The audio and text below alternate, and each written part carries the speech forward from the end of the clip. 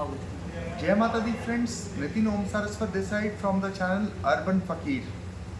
देखिए, आज हम बात करेंगे केतु महादशा के बारे में। देखिए, केतु महादशा की मेरी पहली भी वीडियोस आई हैं और आप आगे भी मेरी वीडियो इसके बारे में लेते रहेंगे, प्राप्त करते रहेंगे।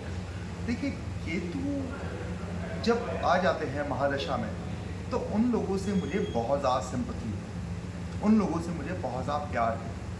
बिकॉज केतु जब आते हैं तो वो एक कसाई की तरह आपके सभी रिश्ते, केतु जो है आपके एक तरह से पूरा का पूरा सर्कल ही काट देते हैं। जो आपके लायक नहीं है, जो आपके अध्यात्म के बीच में आएगा, उसको केतुदेव काट देंगे।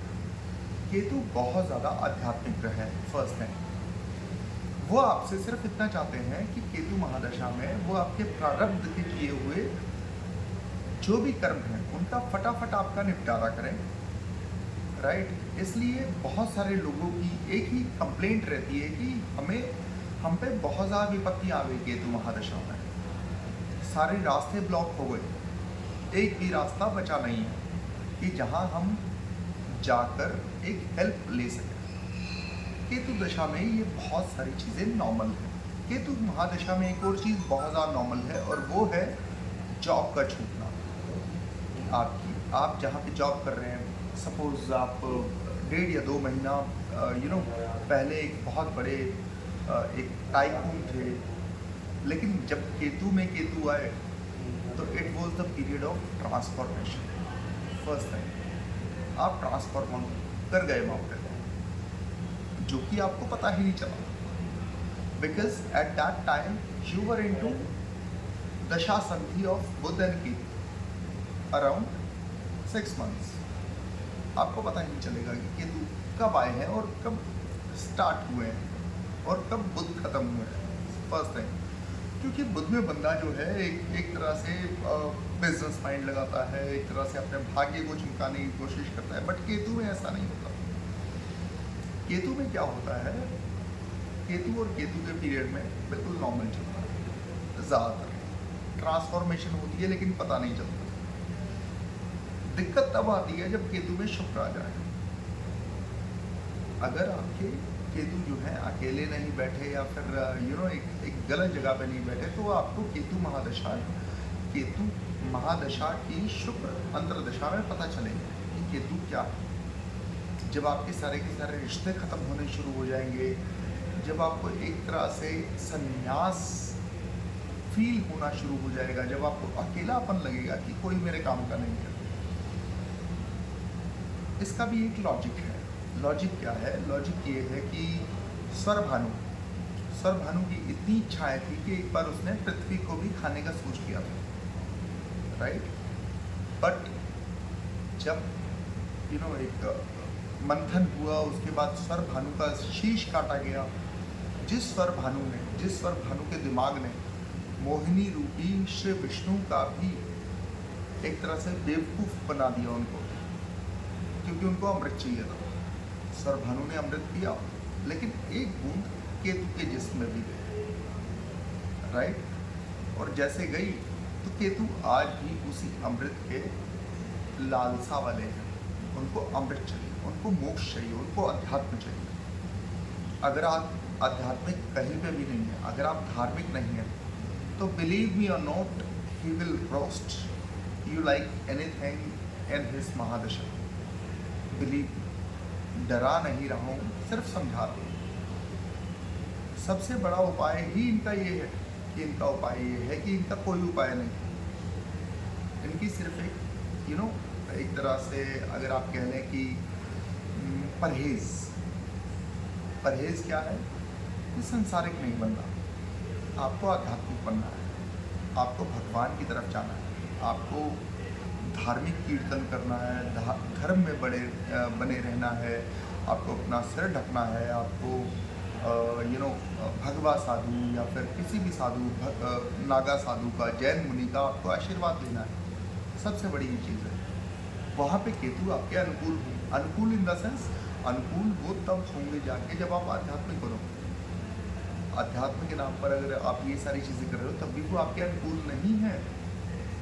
बिकॉज वो प्रारब्ध का आपको सारा का सारा इकट्ठा, इन 7 सालों की महादशा होती है केतु महाराज की। इन 7 सालों में आपके पिछले जितने भी किए हुए कर्म होते हैं उन सब का लेखा जोखा इकट्ठा देने की कोशिश करते हैं, ताकि आपके अंदर कुछ भी ना रहे। सबसे बड़ी बात यह है, देखिए, I use to be a corporate and I had to leave my job because I was not getting time for meditation. I was always busy. I used to be very busy, like since morning 7 to 2 p.m. and then again 6 p.m. to 1 a.m. Sorry, this was my job in corporate, the big shift. But I had to leave my job just after Ketu Mahadasha. Right? Why? Because I was not getting time to meditate. There I was feeling कि ये मेरे साथ हो क्या रहा है। बहुत time लगा समझने में। Why? इतना भी टाइम इसलिए नहीं लगा because when I was 10, जब मैं 10 साल का था, तब से मैं राहु और केतु के ऊपर रिसर्च करना शुरू कर दिया था। Because I belong to an astrological background. My father is an astrologer, my grandfather is an astrologer, और जो forefathers थे वो भी एस्ट्रोलॉजी करते आ रहे थे। तो शुरू से ही आई मेड माई माइंड कि केतु महादशा में क्या करना है। दूसरा, अगर केतु महादशा के बारे में पूछें तो मैं ये कहूँगा, ये शनि से भी खतरनाक महादशा है, ये राहु से भी खतरनाक महादशा है। उनके तो फिर भी 15+ ईयर्स है, लेकिन इनके सिर्फ 7 साल हैं। हर 10 मिनट में आपको पता नहीं चलेगा कि उड़ता तीर कहाँ से आया आपके पास, आपको पता तक नहीं चलेगा कि ये टेंशन कहाँ से आई आपके पास। But you have to handle it, because आपके प्रारब्ध के कर्मों का हिसाब आपको मिल रहा है।